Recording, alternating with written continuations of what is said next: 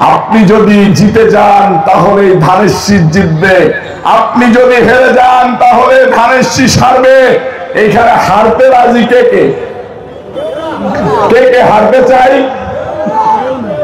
কে কে জিততে চায় এবং ধানের শীষকে জিতাতে চায়? এই যে ঐক্যবদ্ধ হাত, এখানে কেউ হারতে রাজি না, সবাই জিততে রাজি। জিততে হলে লড়তে হবে, এই লড়াইয়ে জিততে হবে। আমাদেরকে ঐক্যবদ্ধ হতে হবে।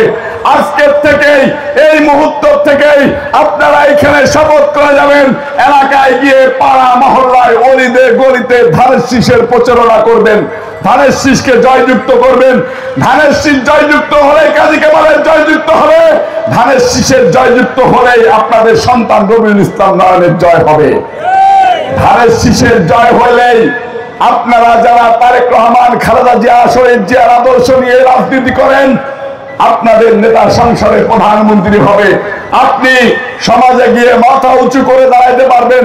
আর যদি আপনি ফেল করেন তাহলে ওই মাগুরার কারাগারে 17 বছর যাবৎ যেভাবে কাটিয়েছেন ঠিক একইভাবে কাটাইতে হবে।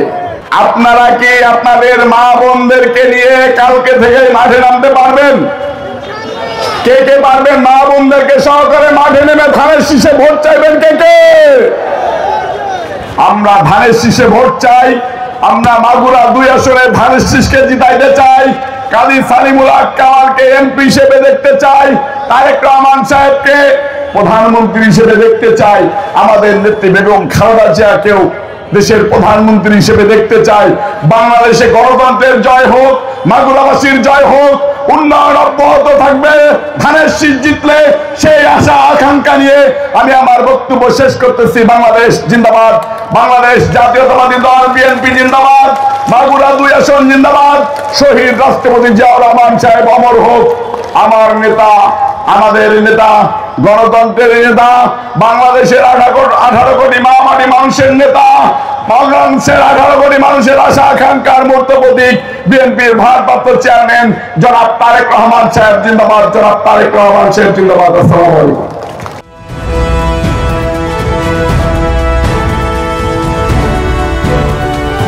জনতা টিভি, জনগণের আয়না।